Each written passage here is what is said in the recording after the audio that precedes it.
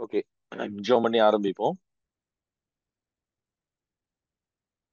கிருபை நிறைந்த நல்ல ஆண்டவரே, மறுபடியுமாய் கர்த்தாவே உடைய வேதத்தை படிக்கும்படியாய் நாங்கள் கூடி வந்திருக்கிறோம்.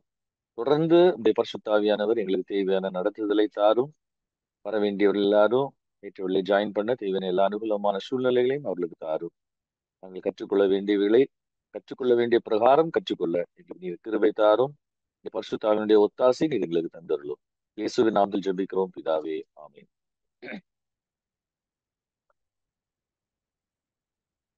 ஆண்டவராய் இயேசு கிறிஸ்துவின் நாமத்தினாலே உங்கள் அனைவரையும் மறுபடியுமாய் இந்த ஆன்லைன் பைபிள் ஸ்டடிக்கு வாழ்த்தி வரவேற்கிறேன். ஆண்டவருடைய கிருபையினாலே நம்மை தொடர்ந்து ஆண்டவர் இந்த வேத பாடத்தை கற்றுக்கொள்ளும்படியாக நம்ம ஒரு சிலருக்கு உதவி செய்து வருகிறார். நம்முடைய தேவன் எப்பொழுதுமே காரியங்களை எதேச்சையாய் செய்கிற தேவன் அல்ல. அவருக்கு ஒரு நோக்கம் இருக்கும். அதே போல ஒருவேளை இதுல நம்ம கலந்து கொள்கிறவர்கள் ஒரு சிலராக இருந்தாலும் அல்லது இதை தொடர்ந்து கவனிக்கிற ஒரு சிலர் கூட இருக்கிறார்கள். ஆஹ் ஆண்டவர் நிச்சயமாய் ஒரு நோக்கத்தை நம்மை கொண்டு வைத்திருக்கிறார் என்பதிலே எந்த சந்தேகமும் இல்லை. தொடர்ந்து ஆண்டவர் நமக்கு கற்றுத்தர விரும்புகிற காரியங்களை கற்றுக்கொள்ள நாம் வாஞ்சையாய் இருப்போம். ஆண்டவர் நமக்கு உதவி செய்வார். ரோமர் 12ஆம் அதிகாரத்துக்கு நம்ம போறதுக்கு முன்னாடி நம்ம 11ஆம் அதிகாரத்தின் கடைசி பகுதியிலே ஒரு சில வாரங்களையே நம்ம செலவிட்டு விட்டோம். ஒருவேளை இது கொஞ்சம் அதிகமாக தோன்றினாலும் இன்னைக்கு இருக்கிற கால சூழ்நிலையிலே இது அவசியம் அப்படின்னு சொல்லி நான் நினைத்ததுனாலதான் இதுல நான் கொஞ்ச நேரம் ஸ்பெண்ட் பண்ணேன். ஏன் அப்படின்னு சொன்னா இந்த கடைசி காலங்களை குறித்த அல்லது கடைசி ஆஹ் நாட்கள் அல்லது ஆண்டவருடைய வருகை குறித்த ஒரு சரியான தெளிவு கிறிஸ்தவர்களிடத்திலே இல்லாமற் போனது ஒரு துரதிருஷ்டவசமான ஒரு காரியம். ஒருவேளை ஆண்டவர் எங்களுடைய உள்ளத்தை இல்லாவிட்டால் ஆஹ் எங்களுடைய குழுவினருடைய உள்ளத்தை பாரப்படுத்தி வருகிற காரியம் இது என்ன என்று சொன்னால், இந்த செயல்படாமல் இருக்கிற கிறிஸ்தவத்தை செயல்பட வைக்கும்படியாக இந்த கடைசி காலத்தை குறித்த அல்லது ஆண்டவருடைய வருகையை குறித்த ஒரு தெளிவு கிறிஸ்தவர்களுக்கு அவசியம் அப்படின்றத ஆண்டவர் எங்களுக்கு திரும்ப திரும்ப அதை உணர்த்தி வருகிறார். அதனால அதை குறித்து நம்ம சொல்றது அல்லது அதை குறித்து நம்ம தெளிவாக இருப்பது மிக அவசியம். ஒருவேளை இதுல ஒரு காரியத்தை நான் சொல்ல விரும்புகிறேன். என்ன அப்படின்னு சொன்னா, நான் போன வாரமே ரெக்கார்ட் பண்ணல இந்த போன வாரம் பைபிள் ஸ்டடிய. ஆனாலும் இந்த ஆண்டவருடைய வருகைக்கு அடுத்த காரியங்களை குறித்த ஓவர் கியூரியாசிட்டி, அவர் வருவார் என்பது நிச்சயம், அதை யாரும் நம்ம மறுக்கல. அது கிறிஸ்தவத்தினுடைய விசுவாசம். ஆனா அந்த வருவார் என்பதை குறித்தும் அந்த வருகை எப்படி இருக்கும் என்பதை குறித்தும் அந்த வருகைக்கு முன்னாடி என்ன நடக்கும் பின்னாடி என்ன நடக்கும் அப்படின்றத குறித்தும் ஓவர் கியூரியாசிட்டி, கூடுதல் ஆர்வம் எப்பொழுதுமே அது தேவையற்றது. தேவையற்றது மட்டுமல்ல, அதை குறித்து ரொம்ப நம்ம பேசிட்டு இருக்கிறதும் ஆண்டவர் விரும்பவில்லை அப்படின்னு சொல்லிதான் நான் நினைக்கிறேன். ஏன் அப்படின்னா, அப்படி அவர் விரும்பி இருந்தால் நமக்கு அவர் ரொம்ப தெளிவான ஒரு டைம் டேபிள அவரே நமக்கு போட்டு கொடுத்திருப்பாரு. நம்முடைய தேவன் அவர் வருவார் என்பதை குறித்த காரியத்தை இவ்வளவு தெளிவா சொன்னவர், அவர் வரும் பொழுதுதான் தேவனுடைய முழு திட்டமும் அது அதனுடைய நிறைவை பெறும் என்பதையெல்லாம் நமக்கு சொல்லி கொடுத்தவர். அவர் வருகையை குறித்து நமக்கு அதை தொடர்ந்து அல்லது அதுக்கு முன்னாடி நடக்கிற ஈவெண்ட்ஸை பற்றின தெளிவு நமக்கு இருக்கணும், அந்த கிரானாலஜிக்கல் சீக்வன்ஸ் நமக்கு தெரிஞ்சிருக்கணும் அப்படின்னு சொல்லி அவர் நினைச்சிருந்தாருன்னு சொன்னா அவர் நமக்கு ஒரு டைம் டேபிளே போட்டு கொடுத்திருந்திருப்பாரு. பட் ஆண்டவர் அது செய்யல. அவர் செய்யாத ஒன்றைக்குள்ள நம்ம போறது நல்லது அல்ல. இன்னைக்கு கிறிஸ்தவத்துல இப்படிப்பட்ட இப்படிப்பட்ட வேலை குறித்து நிறைய பிரசங்கங்களும் போதனைகளும் பரவி வருகிறது. ஸோ அது அது அது அது என்னை பொறுத்த வரைக்கும் நான் என்ன நினைக்கிறேன் அப்படின்னு சொன்னா, அது தேவையற்றது அல்லது அது அவசியம் அது இல்லாதது. அது இன்னொரு விதத்துல சொல்ல போனா அது நம்முடைய நேரத்தை வீணடிக்கக்கூடிய காரியம். ஆனா நம்ம ஏன் இதை சொல்லுகிறோம் பேசுகிறோம் அப்படின்னு சொன்னா, ஆனா வேதம் ஒரு ஆஹ் எதிர்பார்ப்பே நமக்கு கொடுக்கிறது. ஆண்டுடைய வருகை குறித்த நமக்கு ஒரு எதிர்பார்ப்பே கொடுக்கிறது. ஒரு எக்ஸ்பெக்டேஷனா நமக்கு கொடுக்குது. அதுதான் ஒரு கிறிஸ்தவனுடைய நம்பிக்கை. அதுதான் கிறிஸ்தவத்துக்கும் மற்றவர்களுக்கும் உள்ள வித்தியாசம்.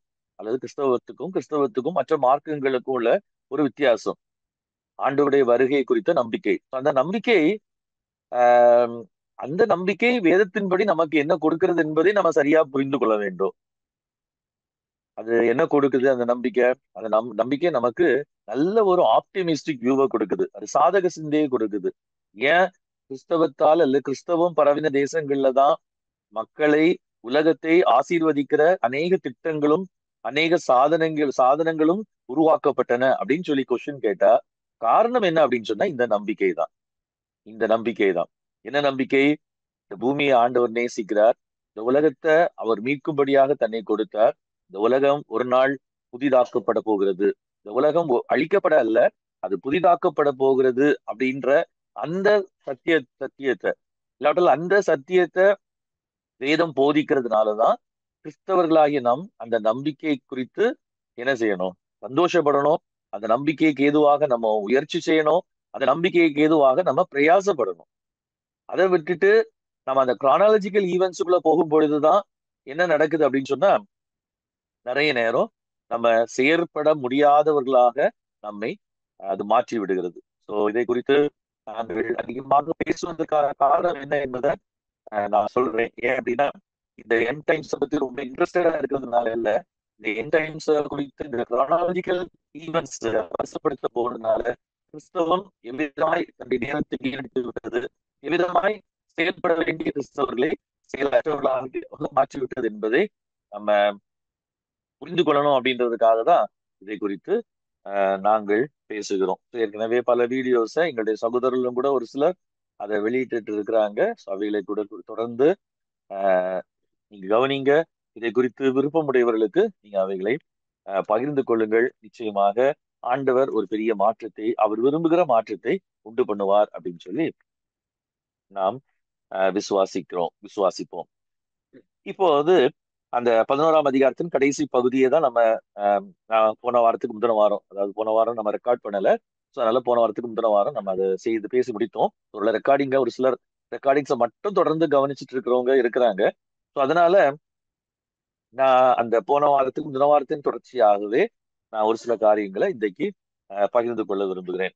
ஸோ இந்த 11ஆம் அதிகாரத்தின் கடைசி பகுதியில 26ஆம் வசனத்துல, 11ஆம் அதிகாரம் 26ஆம் வசனத்துல all Israel shall B saved, இஸ்ரவேலர் அனைவரும் ரட்சிக்கப்படுவார்கள் அப்படின்றதுடைய அர்த்தத்தை பற்றி நம்ம சிந்தித்தோம். அந்த சிந்தையினுடைய தொடர்ச்சியாக தான் நம்ம அப்படியானால் ஏர்லி கிறிஸ்டியன்ஸ் பவுல் உட்பட அவர்களுக்கு இருந்த எஸ்கட்டாலஜிக்கல் வியூ என்ன என்பதை குறித்து நம்ம சிந்தித்தோம். அதுலதான் நம்ம என்ன சொன்னோம் அப்படின்னு சொன்னா அவங்களுடைய எஸ்கட்டாலஜிக்கல் அண்டர்ஸ்டாண்டிங், அவங்க இறுதி காலத்தை குறித்து அல்லது இறுதி நாட்களை குறித்து என்ன கருத்துடையவர்களாய் இருந்தார்கள் அப்படின்னு சொன்னா அவர்கள் என்ன கருத்துடையவர்களா இருந்தார்கள் அப்படின்னு சொன்னா அந்த எஸ்கட்டாலஜி ஒரு அப்படின்னு சொல்லக்கூடிய அவங்க எதிர்பார்த்து கொண்டிருந்த அந்த முடிவு அல்லது இறுதி has already come, ஏற்கனவே வந்து விட்டது, yet not yet அப்படின்னா இன்னும் முழுமையாக வரவில்லை. இந்த விஷயத்த நம்ம நன்றாக புரிந்து கொண்டோம்னு சொன்னா தேவையற்ற விவாதங்களையும் அதே நேரத்துல தேவன் என்ன நமக்கு சொல்ல விரும்புகிறார் என்பதையும் நம்ம சரியா புரிந்து கொள்றதுக்கு வசதியா இருக்கும். அததான் நம்ம என்ன பார்த்தோம் அப்படின்னு சொன்னா ரோமர் 11ஆம் அதிகாரம் 26வது வசனத்துல அங்க Paul all Israel shall be saved அப்படின்னு சொல்லி சொல்லும் பொழுது இது அவர் பழைய ஏற்பாட்டு தீர்க்க தரிசனங்களை அடிப்படையாக வைத்து சொல்லுகிறார்.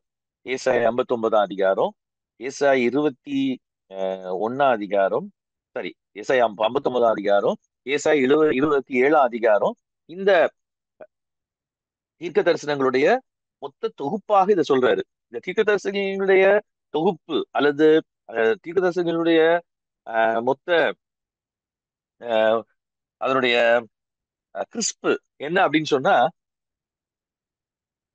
தேவன் அவருடைய பிள்ளைகளை, இஸ்ரேல், ஆல் இஸ்ரேல் அப்படின்னு சொல்லும்போது இந்த தீர்க்க எல்லாம் நம்ம அதனாலதான் ஒரு சில வாரங்களுக்கு முன்பாக நம்ம இதை எடுத்து பார்த்தோம்.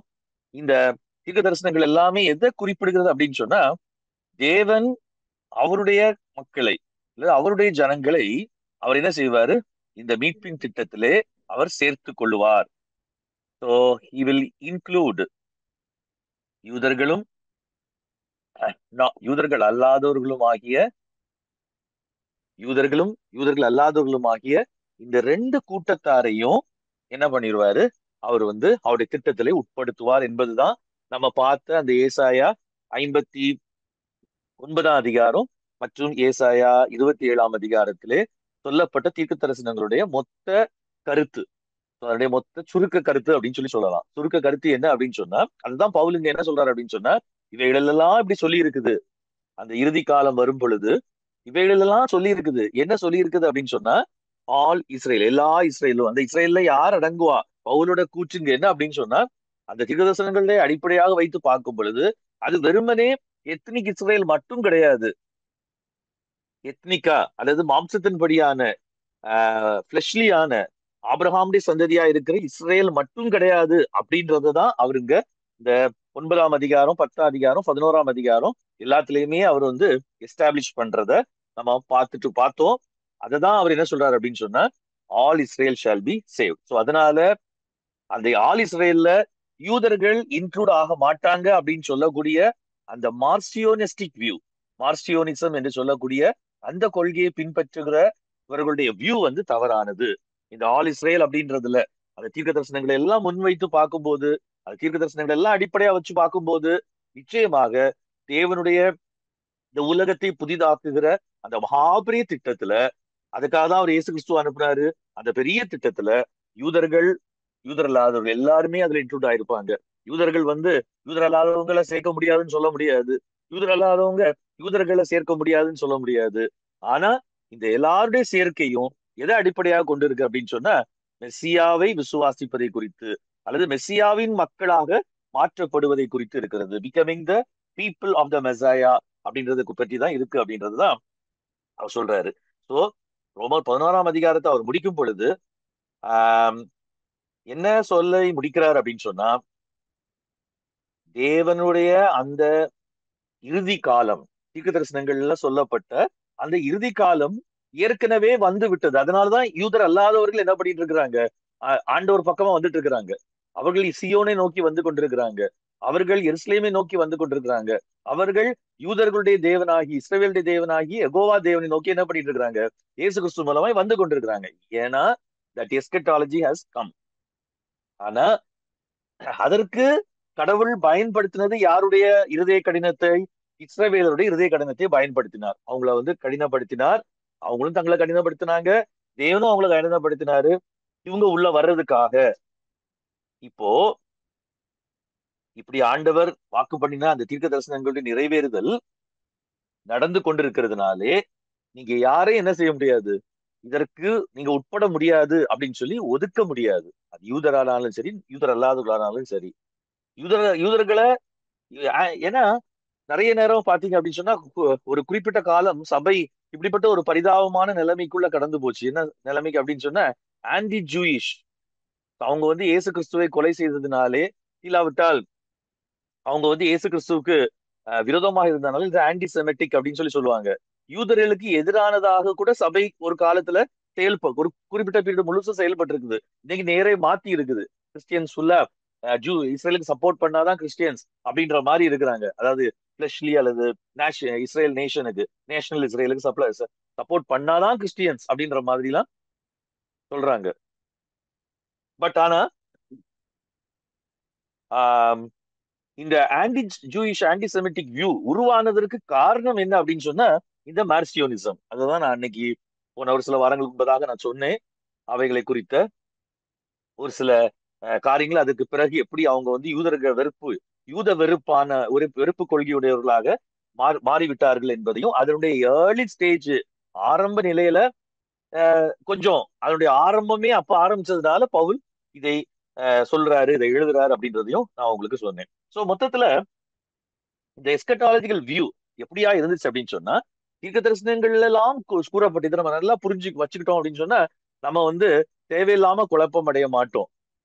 தீர்க்க தரிசனங்கள் எல்லாம் சொல்லப்பட்ட அந்த தேவன் செய்து கொண்டிருக்கிற அவருடைய வேலையிலே அபிரகாம அவர் எதுக்காக சூஸ் பண்ணாரு, இஸ்ரவேல அவர் எதுக்காக சூஸ் பண்ணாரு, ரொம்ப தெளிவா வேதம் சொல்லுது, டு பிளஸ் ஆல் நேஷன்ஸ். அந்த வேலையை அவர் செய்து கொண்டிருந்த அந்த மாபெரிய திட்டத்தை நிறைவேற்றுகிற காலம், அந்த காலம் எஸ்கட்டாலஜி தான் உலகம் முடிஞ்சு போற காலம் இல்ல, தேவன் செய்து கொண்டு நிறைவேற்றி கொண்டிருக்கிற அந்த மாபெரிய திட்டம் நிறைவேறும் காலம், அதான் காலம் சமீபித்து விட்டதுன்னு சொல்லி இயேசு பிரசங்கம் பண்ணாரு. அதுதான் யோவான் ஸ்நானகன் பிரசங்கம் பண்ணான். காலம் சமீபித்து, டைம் ஹஸ் கம், அல்லது டைம் இஸ் ஃபுல்ஃபில்ட். என்ன ஃபுல்ஃபில்ட் ஆயிடுச்சு? தேவன் தம்முடைய திட்டத்தை, உலகத்தை நான் ரெஸ்டோர் பண்ணுவேன், உலகத்தை நான் என்ன செய்வேன், சீரமைப்பேன், நான் புதிதாக்குவேன் அப்படின்னு சொன்ன அந்த காலம் நிறைவேறி விட்டது, வந்து விட்டது அப்படின்னு அவங்க நினைச்சாங்க.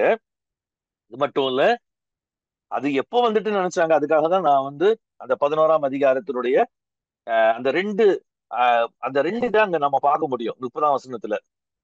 எப்படின்னா 30ஆம் வசனத்துல பார்க்கும்போது, நீங்க ஒரு காலத்துல கீழ்ப்படியாம இருந்தீங்க, இப்ப இரக்கத்தை பெற்றுக்கிறீங்க. அவங்க இப்போ கீழ்ப்படியாம இருக்கிறாங்க. சோ தட் 31st verseல வருது. நான் அன்னைக்கே சொன்னேன், NIV-ல அது கொஞ்சம் கிளியரா இருக்குது. ஏன்னா நிறைய மேனுஸ்கிரிப்ட்ஸ்ல அந்த வேர்டு நவ் அப்படின்ற வேர்டு இருக்குது. Become disobedient, 31st verse, so they too have now become disobedient, in order that they too may now receive mercy. So the ரெண்டுமே நவ் அப்படின்ற வேர்டை நான் உங்களுக்கு அன்னைக்கு எடுத்து காமிச்சேன். So what is their understanding? அவங்களுடைய அண்டர்ஸ்டாண்டிங் என்னது?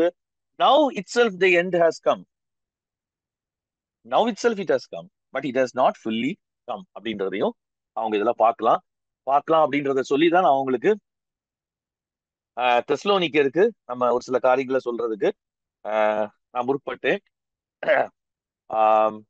அத போன வாரம் நம்ம ரெக்கார்ட் பண்ணல, அதனால நான் அதுக்குள்ள ரொம்ப டீப்பா போக விரும்பல. பட் இருந்தாலும்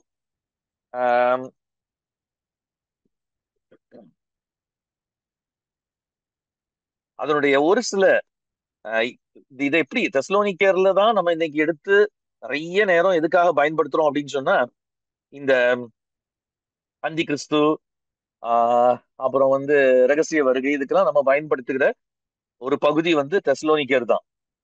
ஸோ பவுல் வந்து இப்படிப்பட்ட ஒரு எண்ணம் உடையவராக இருந்திருப்பாரே ஆனால், அங்க அவர் இப்படி ஒரு சீக்வன்ஸா இப்படி எதுக்காக சொல்றாரு அப்படின்ற ஒரு கொஸ்டின் வரும். எதுக்காக அவர் வந்து என்ன பண்றாரு, இப்படிப்பட்ட ஒரு சீக்வன்ஸா அங்க சொல்றாரு அப்படின்னு சொல்லி, அதை வந்து அந்த சீக்வன்ஸா இன்னைக்கு கிறிஸ்தவர்கள் அல்லது இந்த வருகையை குறித்து பேசுகிறவர்கள் எடுத்து காண்பிக்கிற அந்த வசனத்தை நம்ம இன்னைக்கு பார்த்து அதுல நம்ம தெளிவா சில காரியங்களை புரிந்து கொள்ளலாம் அப்படின்னு சொல்லி நான் நினைக்கிறேன். அந்த பகுதி வந்து 2 தெசலோனிக்கர் 2ஆம் அதிகாரத்துல இருக்குது. போன வாரத்துல நம்ம அதை 1 தெசலோனிக்கர் 5ஆம் அதிகாரத்துல பவுல் 1ஆம் நிருபத்துல அவங்களுக்கு வருகை குறித்து ஒரு சில காரியங்களை சொல்றாரு. சொன்னதுக்கு அப்புறம் என்ன நடக்குது அப்படின்னு சொன்னா, அவங்களுக்குள்ள நிறைய குழப்பங்கள் வருது. குழப்பங்கள் வருது அப்படின்றத விட என்ன நடக்குது அப்படின்னு சொன்னா, தெசலோனிக்கே சபையில அந்த 2ஆம் அதிகாரம் 2ஆம் வசனத்தை நீங்க வாசிச்சு பாத்தீங்க அப்படின்னு சொன்னா உங்களுக்கு அது புரியும். பவுல் என்ன சொல்றாரு அப்படின்னு சொன்னா, இந்த இந்த இந்த இந்த கன்ஃபியூஷன் தான். என்ன கன்ஃபியூஷன் அப்படின்னு சொன்னா, the now and not it. Thessalonica சபையில வந்த கன்ஃபியூஷனே இதுதான். நல்லா பாத்தீங்கன்னா பவுல் அதை தான் தெளிவுபடுத்துறாரு. அப்போ பவுல் சொல்லுகிற சில காரியங்களை சொல்லும் பொழுது அவருக்கு என்ன தோணுது அப்படின்னு சொன்னா, அவங்களுக்கு என்ன தோணுச்சு அப்படின்னு சொன்னா, அதாவது அங்கேயே இருக்கிற ஒரு சிலர் என்ன பண்ணாங்க அப்படின்னு சொன்னா, என்ன சொல்ல ஆரம்பிச்சிட்டாங்க அப்படின்னு சொன்னா, the day of the Lord has come, அது ஆல்ரெடி கம். அது தமிழ் பைபிள்ல எப்படி போட்டிருக்கோம் அப்படின்னு சொன்னா,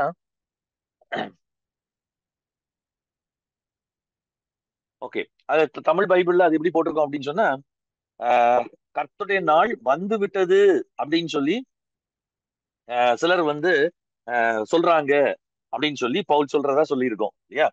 பட் இங்கிலீஷ்ல சில வெர்ஷன்ஸ்ல the day of the Lord has already come, சிலதுல the day of the Lord is to come, வரப்போகுது அப்படின்னு சொல்லி சொல்லி இருக்கிறதா சில டிரான்ஸ்லேஷன்ஸ்ல போட்டிருக்கோம். எனிஹோ, பிரச்சனை என்ன அப்படின்னா தெசலோனிக்க சபையில இந்த நவ் அண்ட் நாட் இட்டு அவங்களால புரிஞ்சுக்க முடியாததுதான் ஒரு பிரச்சனை அப்படின்னு சொல்லி ஆஹ் நம்ம நான் நினைக்கிறேன். ஏன் அப்படின்னா பவுல் இப்படிலாம் சொல்லிட்டாரு, ஆண்டோடைய வருகை வரும் பொழுது மரித்தோர் தான் முதலாவது எழும்புவாங்க அப்படின்னு சொல்லி அவர் சொல்லிட்டாரு.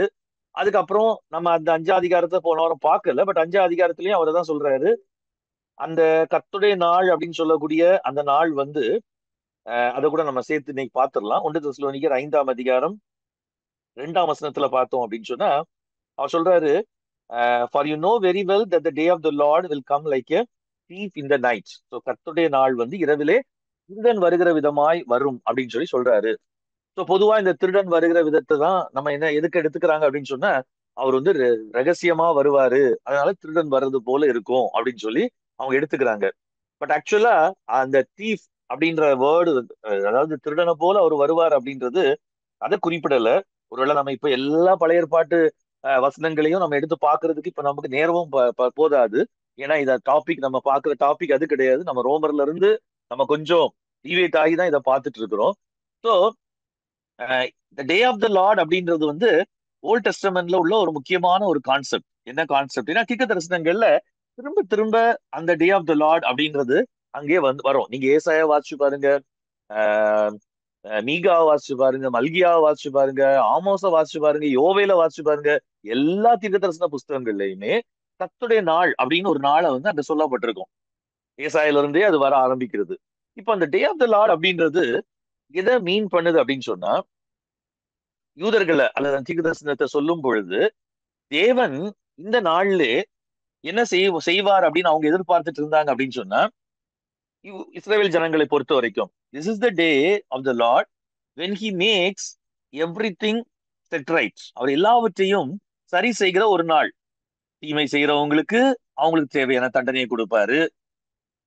ஏன்னா அவங்க நல்லாவே தெரியும் அவங்க தேசம் குழப்பத்துல இருக்குது.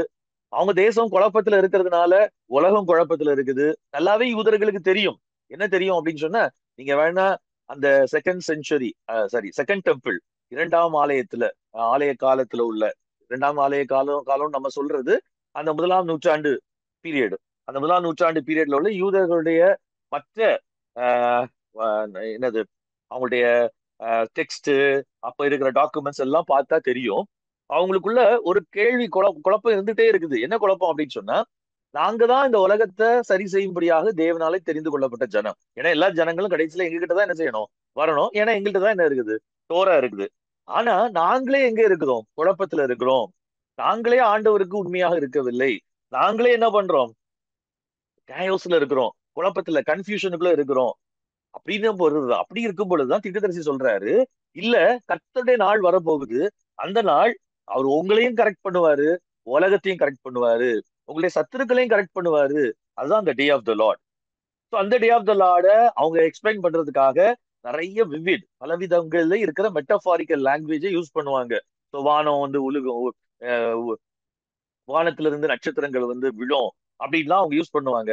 அது எல்லாமே எதை மீன் பண்ணும் அப்படின்னு சொன்னா, இவர்களுடைய எனிமீஸ் மேல, அல்லாட்டா தீமை செய்கிறவர்கள் மேல அந்த டே ஆஃப் த லார்ட் அப்படின்றது வந்து, அங்க நீங்க அந்த பேசேஜஸ் எல்லாம் உங்களுக்கு ஒருவேளை நீங்க பழைய ஏற்பாடு திரும்ப திரும்ப வாசிக்கிறவங்களா இருந்தா நான் இப்ப சொல்ற காரியம் உங்களுக்கு ஈஸியா புரியும். ஆனா நீங்க பழைய ஏற்பாடே வாசிக்காதவங்களா இருந்தா இது கொஞ்சம் உங்களுக்கு புதிதாக இருக்கும்.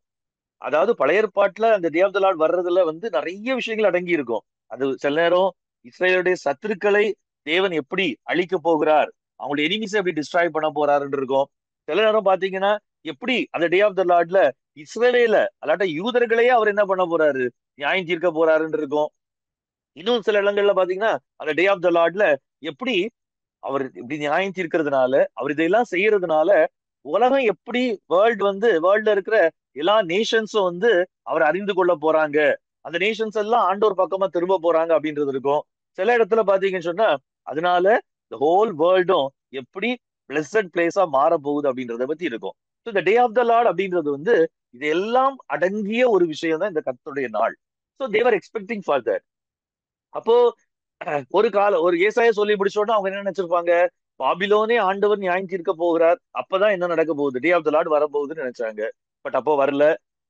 டே ஆஃப் த சொல்லப்பட்ட ஒரு சில காரியங்கள் நடந்துச்சு அவங்களுக்கு வந்து. எப்போ பாபிலோன் கிங்டத்தை வந்து அதுக்கு பிறகு வந்து மேதியோ பெர்சிய ராஜ்யம் வந்து அவங்கள மேற்கொண்டு பாபிலோனை தண்டிக்கும் பொழுது அது பாபிலோனுக்கு ஒரு தண்டனை காலமாக இருந்துச்சு.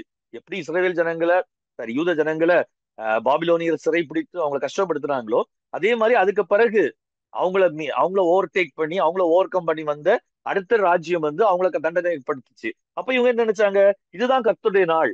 சோ வந்து கர்த்தர் வந்து காரியங்களை சரி செய்ய ஆரம்பிச்சிட்டாரு, கர்த்தர் காரியங்களை சரி செய்து கொண்டிருக்கிறார் அப்படின்னு சொல்லி அவங்க நினைச்சாங்க.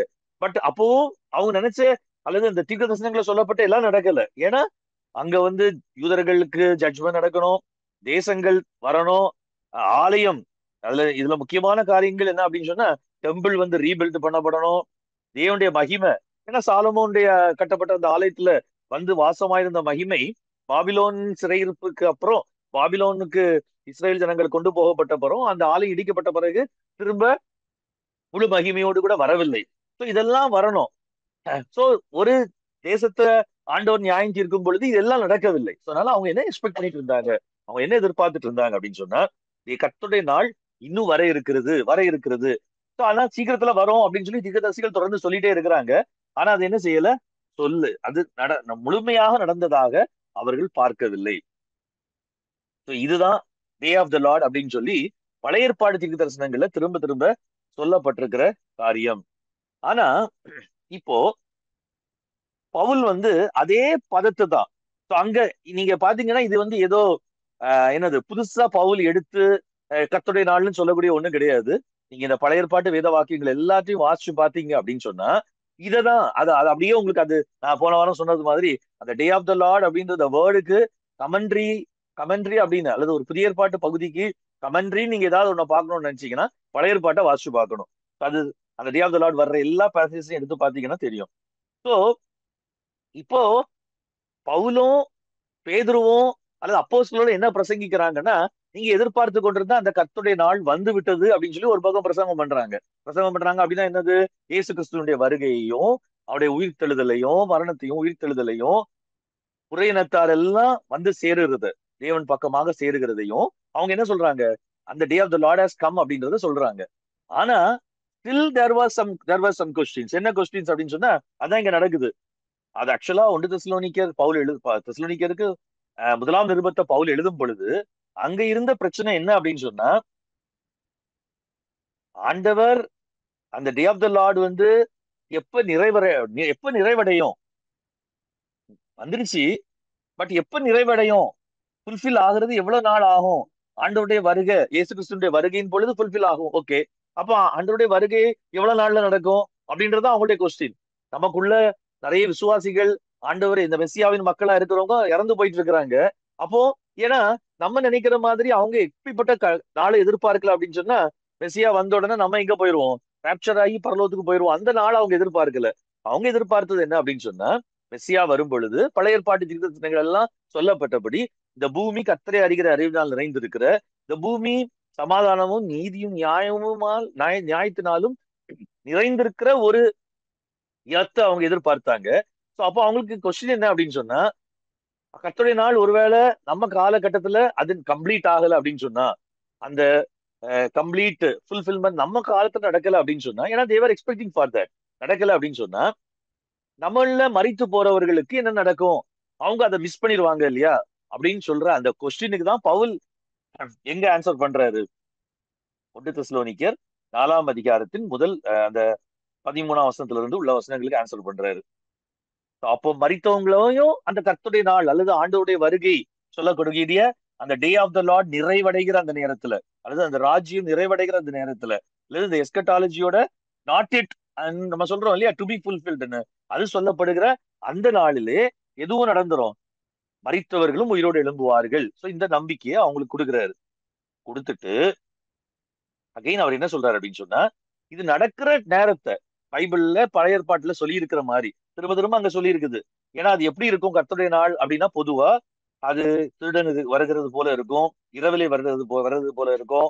அடுத்தது பார்த்தோம் அப்படின்னு சொன்னா 5ஆம் அதிகாரம் 3ஆம் வசனத்துல ஸ்திரீயானவள், அதாவது கர்ப்பவதியானவள் என்னது, திடீர்னு அவளுக்கு வந்து பிரசவ வலி உண்டாகிறது போல இருக்கும் அப்படின்னு சொல்லி சொல்றாரு. சோ இது என்ன எதை மீன் பண்ணுது அப்படின்னு சொன்னா, இந்த ஒண்ணு அந்த கர்த்தருடைய நாள் அப்படின்றது இந்த தீஃப் மாதிரி வர்றது, அப்புறம் சடன்லி வர்றது, இதெல்லாம் எதை காமிக்குது அப்படின்னு சொன்னா, இந்த வார்த்தைகளை பவுல் எதுக்காக யூஸ் பண்றாரு அப்படின்னு சொன்னா, இது நீங்க நினைக்கிற மாதிரி இருக்காது.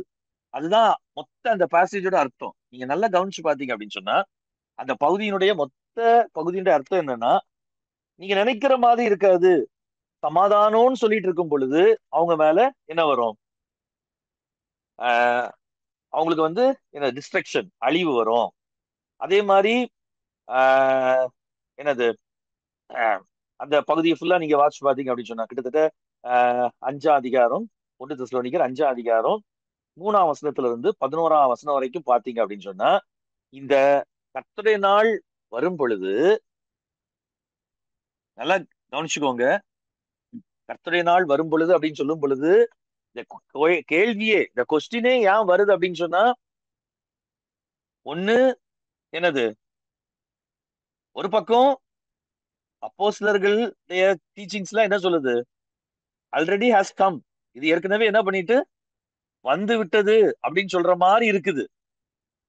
இன்னொரு பக்கம் ஃபுல்லா தீர்க்க தரிசனங்களே சொல்லப்பட்டதெல்லாம் என்ன செய்யல, நிறைவேறி முடியவும் இல்லை. ஸோ அதனாலதான் அவங்களுக்கு இந்த குழப்பமே வருது.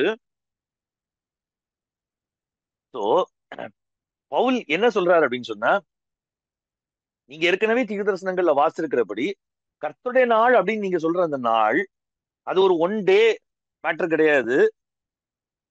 அதையும் நல்லா புரிஞ்சுக்கணும்.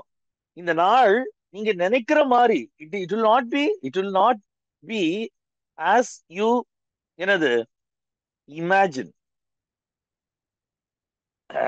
திருடன் வரும் பொழுது எப்படி இருக்கும்? அவன் என்ன பிளான் போடுறான், அவன் என்ன ஸ்கீம் போடுறான், எதுவுமே நமக்கு தெரியாது. ஸோ நீங்க எக்ஸ்பெக்ட் பண்ற மாதிரி இருக்காது. ரெண்டாவது, நீங்க எக்ஸ்பெக்ட் பண்ற டைம்லயும் இருக்காது. அதான் சடன்லி. ஸோ இன்னைக்கு ஒருவேளை நம்ம இந்த பிரெக்னன்சி எல்லாம் நல்லா மானிட்டர் பண்றோம். நிறைய நம்ம எக்ஸ்பெக்டட் டே ஆஃப் டெலிவரி எல்லாம் வச்சிடுறோம். ஸோ அந்த டேல கரெக்டா எக்ஸ்பெக்ட் பண்ணி இருக்கிறோம். பட் அன்னைக்குள்ள காலத்துல ஸ்ரீயானவளுக்கு பிரசவ வலி எப்போ வரும்னு சொல்ல முடியாது. சடனா வரும். அவங்க எக்ஸ்பெக்ட் பண்ணாத நேரத்துல வரும். ஸோ ரெண்டு விஷயங்களுக்கு சொல்றாரு. நீங்க எதிர்பார்க்கிற அல்லது நீங்க கற்பனை பண்ற மாதிரி அது இருக்காது. நீங்க எக்ஸ்பெக்ட் பண்ற டைம்லயும் அது இருக்காது. இந்த ரெண்டு விஷயங்களையும் தான் அவர் அங்க சொல்றாரு. That means the day of the Lord will be என்னது சர்ப்ரைசிங், ரொம்ப ஆச்சரியமா இருக்கும். ஆனா நீங்க நினைக்கிற மாதிரி அது என்ன செய்யாது, இருக்காது. ஓகே. இத சொல்லும் பொழுது சொல்லிட்டு, ஆனா உங்களுக்கு நீங்க அதே நேரத்துல இவங்களுக்கு என்ன சொல்றாரு அப்படின்னு சொன்னா, நீங்க ஏற்கனவே நீங்க ஆண்டவர் அறிந்திருக்கிறவங்கனால உங்களுக்கு that this 4ஆம் வசனத்துல சொல்றாரு, that, so that this day should surprise you like a thief. நீங்க எங்க இல்ல, டார்க்னஸ்ல இல்ல. சோ உங்களை பொறுத்த வரைக்கும் the day of the Lord. So இத நல்லா நம்ம புரிஞ்சுக்கணும். என்ன அப்படின்னா, ஒருவேளை இத நம்ம சரியா புரிஞ்சுக்கல, இந்த டே ஆஃப் த லார்ட்ன்றத ஒரு டே அப்படின்னு நம்ம நினைச்சோம் அப்படின்னு சொன்னா, நமக்கு இது என்னவா இருக்கும்? ஒரு டே ஆண்டவர் இறங்கி அப்படியே ஒரு என்ன சொல்றது, ஒரு வெளியில இருந்து ஒரு எக்ஸ்ட்ரா டெரஸ்ட்ரியல் ஸ்பேஸ்ல இருந்து ஒரு யூஎஃப்ஓ மாதிரி, அல்லது அவர் குதிரையில இருந்து இறங்குற மாதிரி இறங்கி அப்படி நம்ம இமேஜின் பண்ணோம் அப்படின்னு சொன்னா, இந்த பவுல் சொல்ற இந்த சென்டென்ஸ் எல்லாமே உங்களுக்கு மீனிங்லெஸ்ஸா தான் இருக்கும். நமக்கு மீனிங்லெஸ்ஸா தான் இருக்கும். பவுலுக்கு அதை மீன் பண்ணல. அவர் என்ன சொல்றாரு அப்படின்னு சொன்னா, நீங்க ஏற்கனவே வெளிச்சத்துக்குள்ளதான் இருக்கிறீங்க. நீங்க எங்க இல்ல, டார்க்னஸ்குள்ள இல்ல. அதனால உங்களை பொறுத்த வரைக்கும் அது என்னவா இருக்காது, பெரிய ஒரு என்னது, உலகத்துல இருக்கிறவங்க எப்படி இருக்கிற மாதிரி அன்எக்ஸ்பெக்டடா, அவங்களுக்கு ரொம்ப ஷாக்கிங்கா சர்ப்ரைசிங்கா இருக்கிற மாதிரி உங்களுக்கு இருக்க வேண்டிய அவசியம் இல்லை. பிகாஸ் நீங்க ஏற்கனவே you are use to that. So ஒரு கிறிஸ்தவன் அந்த அந்த டைம் நிறைவேறும் பொழுது, அதாவது நான் என்ன சொல்றேன், இந்த நாட்டெட் இப்ப நம்ம எதை பத்தி பேசிட்டு இருக்கோம்னா, இந்த நாட்டெட் எப்போ ஃபுல்ஃபில் ஆகும் அப்படின்றத பத்தி பேசிட்டு இருக்கோம். உங்களுக்கு புரியும்னு சொல்லி நினைக்கிறேன். ஏற்கனவே ஆல்ரெடி ஹாஸ் கம். ஸோ நம்ம நம்ம இந்த ரெண்டுக்கும் நடுவுல வாழ்ந்துட்டு இருக்கிறோம் அப்படின்றத நம்ம நன்றாக புரிந்து கொள்ள வேண்டும். எதுக்கும் எதுக்கும் நடுவுல, now not it. Now not it, இந்த ரெண்டுக்கும் நடுவுல நம்ம வாழ்ந்துட்டு இருக்கிறோம். இததான் பவுல் அவங்களுக்கு புரிய வைக்கிறாரு. Now not it. அப்போ இப்ப கொஸ்டின் என்ன அப்படின்னு சொன்னா, இந்த நாட்டெட் அப்படின்றது எப்ப நடக்கும்? நாட்டெட்டுன்றது என்னது? நம்ம சொல்றது என்ன அப்படின்னா நல்லா புரிஞ்சுக்கோங்க. அது ஃபுல்ஃபில்மெண்ட். ஆல்ரெடி ஆரம்பிச்சாச்சு, ஆல்ரெடி இனாகிரேட் ஆகியாச்சு. தேவனுடைய ராஜ்யம் அல்லது கர்த்தருடைய நாள், இல்லாட்டா முடிவு காலம் அல்லது இறுதி காலம். நம்ம சொல்லக்கூடிய இறுதி காலம்னா உலகத்துடைய முடிவு கிடையாது, தேவனுடைய திட்டத்தினுடைய கம்ப்ளீட் ஃபைனல். அந்த ஸ்டேஜ் வந்து செட் ஆயிடுச்சு. ஸ்டேஜ் எல்லாம் செட் ஆயாச்சு, ஸ்டேஜ்ல எல்லாம் ஆரம்பிச்சாச்சு. பட் இன்னும் என்ன நடக்கல அப்படின்னா ஃபுல்ஃபில்மெண்ட் இன்னும் நட- நடந்து முடியவில்லை. ஸோ நமக்கு இந்த தேவனுடைய பிள்ளைகளுக்கு அல்லது ஆண்டவருடைய வெளிச்சத்தின் பிள்ளைகளா இருக்கிற மேசியாவின் மக்களுக்கு இது நடக்கும் பொழுது, இந்த நாட்டெட்டு இருக்கு இல்லையா, அந்த நாட்டெட்டுன்றது நடக்கும் பொழுது நமக்கு ஒண்ணும் அது பெரிய சர்ப்ரைசிங்கா இருக்காது. மேபி நமக்கு கற்பனை பண்ண முடியாத நிறைய காரியங்கள் நடக்கலாம். நமக்கு அது எப்ப நடக்கும்னு நமக்கு தெரியாது, அது உண்மைதான். அது என்னைக்கு நடக்கும் அப்படின்றது நமக்கு தெரியாது. அதனாலதான் பவுல் வந்து தீமோத்தேயுக்கு எழுதும்போது சொல்றாரு, அதை தேவன் தம்முடைய காலத்திலே அவர் நிர்ணயித்திருக்கிற அந்த வேலையிலே அதை விளங்க பண்ணுவார் அப்படின்னு மட்டும் அவர் சொல்றாரு. So we don't know exact இன்னும் 2000 வருஷம் ஆகுமா, இன்னும் 10,000 வருஷம் ஆகுமா, இன்னும் 10 நாள் ஆகுமா, வி டோன்ட் நோ. அதை நம்ம கால்குலேட் பண்ணவோ நம்ம கெஸ் பண்ணவோ முடியாது. எது? இந்த ஃபுல்ஃபில்மெண்ட். அதே மாதிரி இன்னொரு விஷயத்தை நான் உங்களுக்கு அடிஷனலா சொல்றேன். இந்த ஃபுல்ஃபில்மெண்ட் எப்படி இருக்கும் அப்படின்றத நம்ம இப்போ நம்ம இப்போ ஆண்டோடைய ஆண்டோடைய பிள்ளைகளா இருக்கிறதுனால நம்மளால கொஞ்சம் அதை என்ன செய்ய முடியும், ரியலைஸ் பண்ண முடியும். பட் எக்ஸாக்டா நம்மளால என்ன செய்ய முடியாது, அதை சொல்ல முடியாது. இவைகளை நம்ம வந்து ஆஹ், கொஞ்சம் நல்லா ஆஹ், ஆஹ், புரிஞ்சு கொள்றது ரொம்ப அவசியம். சோ இப்ப நம்ம ஆண்டோடைய பிள்ளைகளா இருக்கிறதுனால இது நமக்கு சர்ப்ரைஸா இருக்காது அப்படின்னு சொல்லி பவுல் சொல்லும் பொழுது அது எதை மீன் பண்ணுது அப்படின்னு சொன்னா, அந்த ஃபுல்ஃபில்மெண்ட் நடக்கும் பொழுது நமக்கு we are already use to it. இந்த ஃபுல்ஃபில்மெண்ட் நடக்கும் பொழுது, பிகாஸ் ஃபுல்ஃபில்மெண்ட் நடக்கும் பொழுது அப்படின்னு சொல்லும் பொழுது நான் என்ன என்ன எதை மீன் பண்றேன்றது உங்களுக்கு புரிஞ்சுக்கோங்க. இந்த ஆம், ஆண்டவர் ஆரம்பித்த இந்த வேலையினுடைய அல்லது ஆண்டவர் வந்துவிட்ட இந்த ராஜ்யத்தினுடைய நிறைவு நடக்கும் பொழுது ஆண்டோடைய பிள்ளைகளுக்கு பெரிய அளவுல அது இருக்காது. ஏன் அப்படின்னா அதாவது ஆண்டோடைய பிள்ளைகள் அல்லாதவர்கள் இருக்கிற மாதிரி. ஏன்னா we are already use to that. நம்ம அந்த நேரத்துல அந்த நாள்னு நான் சொல்ல மாட்டேன். Because we don't know whether அது ஒரு நாள் நடக்குமா அப்படின்றது நமக்கு தெரியாது. ஏற்கனவே அதனால தான் நான் சொன்னேன், டே ஆஃப் த லார்ட் அப்படின்றது வந்து ஒரு நாள் அப்படின்னு நம்ம மீன் பண்ண கூடாது. சோ இப்போ நமக்கு ஏன் சர்ப்ரைசிங்கா அது இருக்க வேண்டாம் அப்படின்னு சொன்னா, நமக்கு ஏற்கனவே we are use to that. எதுக்கெல்லாம் யூஸ்டா இருக்கிறோம் நம்ம? யாரா இருந்தா, நம்ம இந்த ஆண்டவருடைய திட்டத்தை சரியாய் புரிந்து கொண்ட கிறிஸ்தவர்களா இருந்தா நமக்கு இந்த பூமி உருமாற்றம் அடைகிறது இல்லையோ, ஏன்னா ஏற்கனவே நம்ம அதற்காக தான் பிரயாசப்பட்டு இருக்கிறோம். அல்லது நம்ம மாரல் ஸ்டாண்டர்ட ஹையா ஆகுறது இல்லையோ, அல்லாட்டி நம்ம இன்னைக்கு கிறிஸ்தவத்துல நம்ம இதெல்லாம் ப்ராக்டிஸ் பண்ணிட்டு இருக்கிறோமோ, லவ் நிறைஞ்சது, ஜஸ்டிஸ் நிறைஞ்ச ஒரு உலகம், அதே மாதிரி மாரலி அப்ரைட்டா இருக்கிற ஒரு உலகம், இதெல்லாம் நமக்கு ஒன்றும் பெருசா என்ன செய்யாது, சர்ப்ரைசிங்கா இருக்காது. நடக்கும் பொழுது இது எல்லாம் என்ன ஆகும் அப்படின்னு சொன்னா, இட் வில் பி என்னது, டு இட்ஸ் ஃபுல் லெவல், அதனுடைய முழு நிறைவை அடையும். இன்னைக்கு நம்ம நேசிக்கிறோம், ஆனாலும் சில நேரம் நம்மளால நேசிக்க முடியறது இல்ல. இன்னைக்கு நியாயத்தை நம்ம செய்யறோம், ஆனாலும் சில நேரம் நியாயத்தை நம்மளால என்ன பண்ண முடியல, முழுசுமா பண்ண முடியல. பட் அந்த ஃபுல்ஃபில்மெண்ட் வரும்போது இட் வில் பி ஃபுல். அதனால நமக்கு இது என்ன செய்யாது, பெரிய அளவுல சர்ப்ரைசிங்கா இருக்காது. அதான் பவுல் என்ன சொல்றாருன்னா, நம்ம ஏற்கனவே வெளிச்சத்தின் பிள்ளைகளா இருக்கிறோம். நீங்க அதை வாசிச்சு பாத்தீங்கன்னா நல்லா தெரியும், நல்லா புரியும். நம்ம ஏற்கனவே வெளிச்சத்தின் பிள்ளைகளா இருக்கிறோம். நம்ம நைட்டுக்குரியவங்க கிடையாது, இரவுக்குரியவங்க கிடையாது, இருளுக்குரியவங்க கிடையாது. ஸோ அதனால நம்ம ஏற்கனவே we are walking in that path. So அதனால அது வரும் பொழுது நமக்கு என்ன இருக்காது, அதுல பெரிய என்னது சர்ப்ரைஸா அல்லது ஷாக்கிங்கா ரொம்ப இருக்காது அப்படின்றதையும் அவன் சொல்லிட்டு, இப்போ இப்படி இந்த ரெண்டும் இருக்கிறதுனால, நவ் நாட் இட், இந்த ரெண்டும் வர்றதுனால அடுத்த குழப்பம் என்ன வந்துருச்சு அப்படின்னு சொன்னா, அங்க சிலர் என்ன சொன்னாங்க, அந்த ஃபுல்ஃபில்மெண்ட்டும் வந்துருச்சு அல்லது சீக்கிரத்துல வரப்போகுது அப்படின்றத அவங்க சொல்றாங்க. அதுதான் என்னது, 2 தெசலோனிக்கேயர் 3 அதிகாரம். 2 தெசலோனிக்கேயர், சாரி, 2 அதிகாரம். அப்போ ஆஹ் என்ன சொல்றாரு அப்படின்னு சொன்னா பவுல் அங்க, ஆனா ஒரு முறை அதை வாசிங்களா, 2 கொரிந்தியர், சாரி 2 தெசலோனிக்கேயர் 2 அதிகாரம் 2 வசனத்தை மட்டும் வாசிங்களா தமிழ்ல. ஒரு ஆவியினாலாவது வார்த்தையினாலாவது எங்களிடத்திலிருந்து வந்ததாய் தோன்றுகிற ஒரு நிருபத்தினாலாவது கிறிஸ்துவனுடைய நாள் சமீபமாய் இருக்கிறதாக சொல்லப்பட்டால் உடனே சஞ்சலப்படாமலும் கலங்காமலும் இருங்கள். ஓகே, சோ கிறிஸ்துவின் நாள் அங்க போட்டிருக்குது. அதை வந்து பவுல் ரீப்ளேஸ் பண்றாரு. எது? டே ஆஃப் த, பட் இங்கிலீஷ்ல டே ஆஃப் த லார்ட் அப்படின்னு சொல்லி தான் இருக்குது.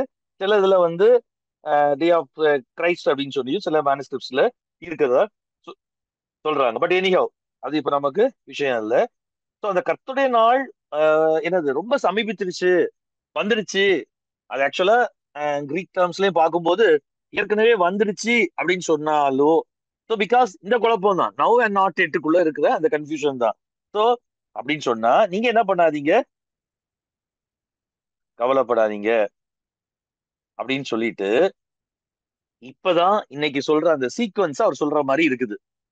ஆனா நல்லா புரிஞ்சுக்கோங்க, இந்த சீக்வன்ஸ பவுல் எதுக்காக சொல்றாரு அப்படின்றத நம்ம நல்லா புரிஞ்சுக்கணும். எதுக்காக அப்படின்னு சொன்னா ஆஹ் இந்த அந்த பகுதியை அப்படியே வாசிக்கலாம், 3ஆம் வசனத்துல இருந்து.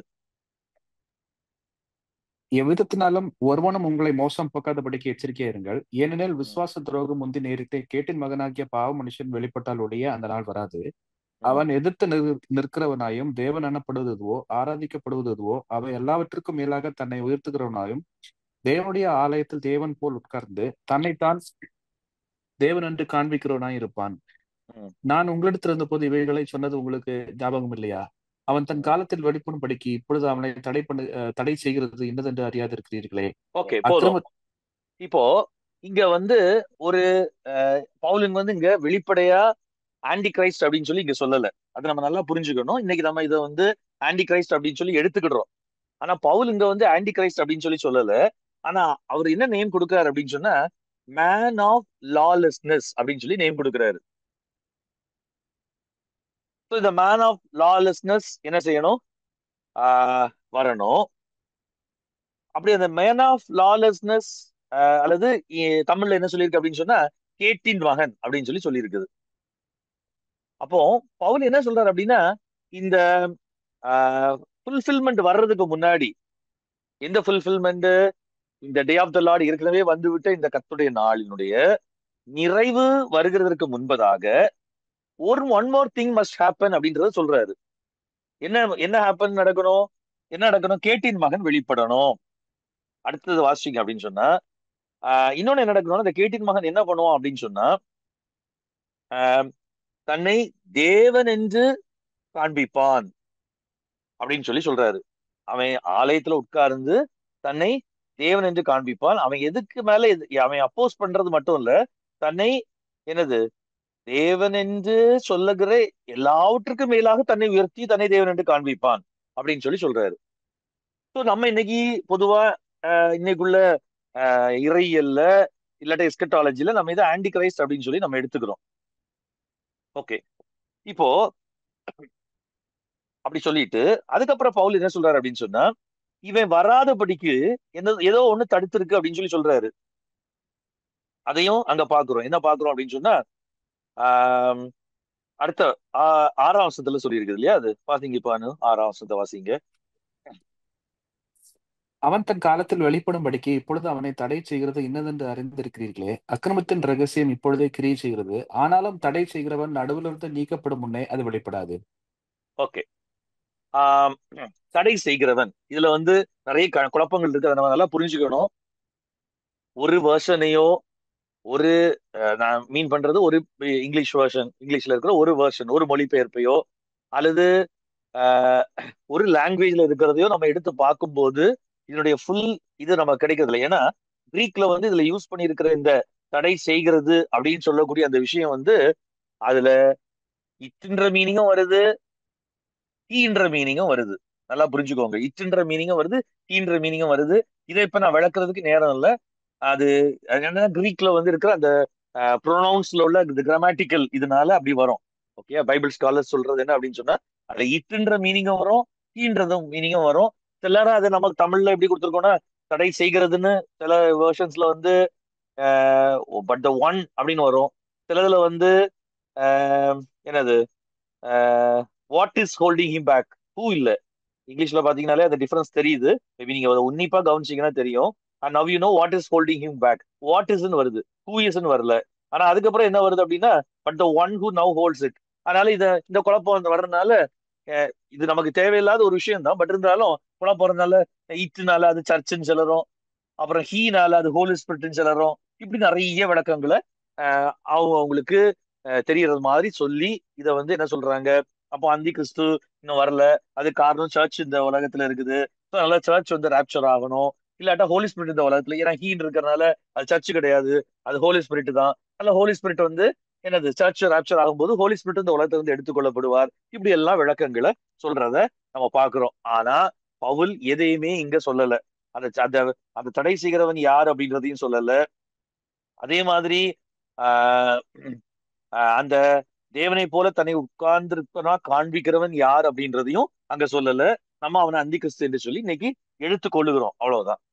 சோ அப்படி சொல்லிட்டு அவர் கடைசியா என்ன சொல்றாரு அப்படின்னு சொன்னா, ஆஹ் அதுக்கு 8ஆம் வசனத்துக்கு நம்ம வந்தோம் அப்படின்னு சொன்னா, ஆஹ் ஆஹ் வாசிங்களா 8ஆம் வசனம்.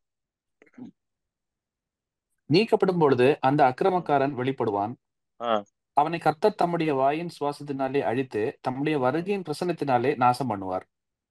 ஓகே, இங்க ஆண்டோடைய ஒரு கம்மிங்க சொல்லி இருக்குது. சோ இந்த கம்மிங் தான் முதல் தெசலோனிக்கர்ல சொல்லப்பட்ட அந்த வருகையா அப்படின்றத நம்ம அடுத்து யோசிப்போம். பட் இப்போதைக்கு நீங்க ஞாபகம் வச்சுக்கோ, இங்க அவன் வரும் பொழுது ஆண்டவர் என்ன பண்ணுவாரா, அவருடைய வருகையின் பிரசனத்தினால அவன் என்ன பண்ணிடுவாரு, நாசம் பண்ணிடுவாரு அப்படின்னு சொல்லி இருக்குது. ஓகே, அடுத்தது 9ஆம் வசனம். அந்த அக்கிரமக்காரனுடைய வருகை சாத்தானுடைய செயலின்படி சகல வல்லமையோடும் அடையாளங்களோடும் பொய்யான அற்புதங்களோடும் கெட்டுப் போகிறவர்களுக்குள்ளே அநீதினால் உண்டாகும் சகலவித வஞ்சகத்தோடும் இருக்கும். ம், ரட்சிக்கப்படத்தக்கதாய் சத்தியத்தின் மேலுள்ள அன்பை ம், அவர்கள் அங்கீகரியாமற் போனபடியால் அப்படி நடக்கும். ம். நல்லா கவனிச்சுக்கோங்க. இந்த கான்டெக்ட் இப்பதான் நம்ம அந்த கான்டெக்ட் கரெக்டா என்னன்றத பாக்குறோம். 10ஆம் வசனத்துல அவர் என்ன சொல்றாரு அப்படின்னு சொன்னா, தேவன் அவங்கள இது யாருக்காக இத பண்றாரு அப்படின்றது அங்க வருது. இத நம்ம உலகளாவிய ஒரு அந்தி கிறிஸ்துவினுடைய ஆட்சி, இல்லாட்டா உலகளாவிலே அல்லது வேர்ல்டு லெவல்ல நடக்கிற ஒரு விஷயம் அப்படின்னு நம்ம ஏன் கொண்டு போக கூடாது அப்படின்றத நான் உங்களுக்கு ஏன் ஏன் அப்படின்றத நான் உங்களுக்கு அங்க சொல்றேன். அங்க என்ன சொல்றாரு அப்படின்னு சொன்னா, அஹ், அந்த அக்கிரமக்காரனுடைய வருகை சாத்தானுடைய செயலின்படி சகல வல்லமையோடும் அடையாளங்களோடும் பொய்யான அற்புதங்களோடும் கெட்டு போகிறவர்களுக்குள்ளே அநீதியினால் உண்டாகும் சகலவித வஞ்சகத்தோடும் இருக்கும் அப்படின்னு சொல்லிட்டு அடுத்தது நல்ல கவனிங்க. ரட்சிக்கப்படத்தக்கதாய் சத்தியத்தின் மேலுள்ள அன்பை அவர்கள், இந்த அவர்கள் யாரு, இதுதான் நம்ம யோசிக்கணும். இந்த ரட்சிக்கப்படத்தக்கதாய் சத்தியத்தின் மேலுள்ள அன்பை அவர்கள் அங்கீகரியாமற் போனபடியால் அப்படி நடக்கும். இந்த ஈவெண்ட்ஸ் எல்லாமே பவுல் சொல்றத பாத்தீங்கன்னா நல்ல அதை கொஞ்சம் அந்த பேக்ரவுண்ட்ல நம்ம சிந்திச்சு பார்த்தோம்னா, இந்த எல்லாத்தையும் அவர் எதுக்காக சொல்றாரு அப்படின்னு சொன்னா, அவர்கள் அங்கீகரியாமற் போனபடினால் அப்படி நடக்கும். 11ஆம் வசனத்துல, ஆகையால் சத்தியத்தை விசுவாசியாமல் அநீதியில் பிரியப்படுகிற யாவரும் ஆக்கினைக்குள்ளாக்கப்படும்படிக்கு அவர்கள் பொய்யை விசுவாசிக்கத்தக்கதாக கொடிய வஞ்சகத்தை தேவன் அவர்களுக்கு அனுப்புவார். இப்ப கொஸ்டின் என்ன அப்படின்னு சொன்னா, இந்த அவர்கள் யார், இந்த அவர்கள் யார், இந்த இதே யாரு, பவுல் சொல்லுது இந்த தே யாரு. பவுல் தெளிவா சொல்றாரு, நான் உங்க கூட இருக்கும் பொழுது, அதுக்கு முந்தின வசனத்துல நம்ம பார்த்தோம், நான் உங்க 5ஆம் வசனத்துல, நான் உங்களிடத்துல இருந்த போது இவைகளை சொன்னது உங்களுக்கு ஞாபகம் இல்லையா அப்படின்னு சொல்றாரு. அப்படின்னா it is totally related or totally relevant to their context. இது நம்ம நல்லா புரிஞ்சுக்கணும். இந்த கான்டெக்ட் எடுத்து பார்த்தோம்னா இது totally relevant to their context. அவங்களுடைய கான்டெக்ட்டுக்கு பொருந்தக்கூடிய, அவங்களுடைய காலத்துக்கு பொருந்தக்கூடிய ஏதோ ஒரு விஷயத்த அவர் அவங்களுக்கு சொல்றாரு. ஒருவேளை பரிசுத்தாவியானவர் அது நமக்கும் தேவைன்னு நினைச்சிருந்தாருன்னா, அது இப்ப நடக்கக்கூடிய ஒன்றாக இருக்கும்னு நினைச்சிருந்தாருன்னு சொன்னா கண்டிப்பா அதை தெளிவா நமக்கு எழுதியிருப்பாரு. ஸோ இட் இஸ் ஒன்லி அவங்க கான்டெக்ட்டுக்கு தேவையான ஒண்ணு எழுதுறாரு. ஸோ இந்த அவங்கள அவங்களுக்குள்ள ஆண்டு வஞ்சகத்தை அனுப்புவாரு, அவங்க விசுவாசிக்காம போயிட்டாங்க அப்படின்னு இந்த எதை மீன் பண்ணுது அப்படின்னு சொன்னா, இப்போ உங்களுக்கு ஓரளவுக்கு இந்த பேக்ரவுண்ட்ல நீங்க பார்க்கும்போது உங்களுக்கு புரியும்னு நினைக்கிறேன். ஏன்னா அப்போ they were expecting for an event to happen. இந்த கர்த்தருடைய நாளுடைய ஒரு பார்ட்டா, நான் ஏற்கனவே அதான் முதலாவது சொன்னேன், கர்த்தருடைய நாள்ல நிறைய நடக்கும்னு அவங்க எக்ஸ்பெக்ட் பண்ணிட்டு இருந்தாங்க. அந்த கர்த்தருடைய நாளில் நடக்கிறது இல்ல. ஆனா அப்போஸ்தலர்லாம் என்ன பிரசங்கம் பண்றாங்க? அது வந்துடுச்சு அப்படின்னு பிரசங்கம் பண்றாங்க. But not yet to be ஃபுல்ஃபில்ன்றதே அவங்க சொல்றாங்க. இப்போ அதுல ஒரு விஷயம் என்னது, என்ன நாட் எட்ல வந்து ஒரு விஷயம் அன்னைக்கு அது வரைக்கும் நடக்கல. என்ன அப்படின்னு சொன்னா, இந்த சத்தியத்தை விசுவாசிக்காத ஒரு குரூப் டே அப்படின்னு சொல்லி பவுல் அவங்களை அட்ரஸ் பண்றாரு. அவங்க யாரு? தட் மீன்ஸ் அதுல அந்த அந்த பாசேஜ் நம்ம பார்க்கும்போது நல்லாவே தெரியுது. அவங்க வந்து தேவர் வெரி க்ளோஸ் டு என்னது ட்ரூத்துக்கு ரொம்ப பக்கத்துல இருந்தவங்க. ஏதோ உலகத்துல எங்கேயோ வாழ்ற கூட்டம் கிடையாது. ஏதோ ஒரு ஆதிவாசி கூட்டமோ அஞ்ஞான மார்க்க கூட்டமோ கிடையாது. They were well known, they are well known about the truth. ஆனா அது விசுவாசிக்கல. So அதனால கடவுள் ஆண்டவர் என்ன பண்றாராம், அவங்களுக்குள்ள ஒரு கொடிய வஞ்சகத்தை அனுப்பி அவங்கள கண்டம் பண்றாரு, ஜட்ஜ் பண்றாரு. சோ இந்த கான்டெக்ட்ல இதை நம்ம பார்க்கும் பொழுது முழுக்க முழுக்க இது the judgements that came upon Jews. ஏன்னா யூதர்கள் மேல வரக்கூடிய அந்த நியாய தீர்ப்பு தான் அன்னைக்கு இருந்த கிறிஸ்தவர்கள் என்ன பண்ணிட்டு இருந்தாங்க அப்படின்னு சொன்னா, அந்த டே ஆஃப் த லார்டோட கர்த்தருடைய நாள். ஏன்னா நிறைய தான் சொன்னேன், டே ஆஃப் த லார்ட் அப்படின்றது ஏதோ மற்றவங்களை மட்டும் மற்ற தேசங்களை நியாயம் தீர்க்கிற நாள் கிடையாது. அது யூதர்களே சரி செய்கிற ஒரு நாள். ஒரு நாள் அப்படின்னு நான் சொல்றேன்னா, I don't mean one day. அந்த டே ஆஃப் த லார்ட் அப்படின்றதுக்கு அர்த்தம் இல்லையா, நம்மளே யூஸ் பண்றோம் இன்னைக்கு இல்லையா. அந்த ஒரு டே அப்படின்னா நம்ம வந்து அந்த நாள், அந்த டைம் 24 hours டைம் பீரியட் நம்ம குறிப்பிடுறது கிடையாது. அந்த டே அந்த நாள்ல அப்படி இருந்துச்சு அப்படின்னு சொன்னா, அது ஒரு 6 மாசமா இருக்கும், அது ஒரு வருஷமா இருக்கும், இல்லாட்டா நம்ம சின்ன வயசா இருக்கும் இல்லையா. நம்ம சொல்லுவோம் அந்த நாள்ல அப்படிலாம் இருந்துச்சு அப்படின்னு. அது என்ன மீன் பண்ணோம் அப்படின்னா, அது ஒரு காலத்தை மீன் பண்ணும். அதே மாதிரி இந்த டே ஆஃப் த லார்ட் அப்படின்றதும் it doesn't mean a single 24 hours டே. அதை நம்ம நல்லா புரிஞ்சுக்கணும். சோ என்ன சொல்றாரு அப்படின்னு சொன்னா, தேவனை என்னது ரிஜெக்ட் பண்ண, சத்தியத்தை அங்கீகரிக்க மனசே இல்லாம இருந்த அந்த தலைமுறையிலே வாழ்ந்த ஒரு கூட்டத்தாரை குறிப்பிடுகிறார். அந்த கூட்டம் யார் அப்படின்றது நான் உங்களுக்கு விளக்கமா சொல்ல வேண்டிய அவசியம் இல்லை. They are the juice that Jesus pronounced his judgment இல்லையா. திரும்ப திரும்ப தேவன் என்னது ப்ரொனவுன்ஸ் தன்னுடைய நியாய தீர்ப்பு, இயேசு கிறிஸ்து தன்னுடைய நியாய தீர்ப்பை கடைசியில கண்ணீர் விட்டு வரைக்கும் எழுதாரு. யாருக்காக? அந்த ஜனங்களுக்காக, எருசலேமில் வாழ்ந்த தம்மை விசுவாசியாத யூதர்களுக்காக.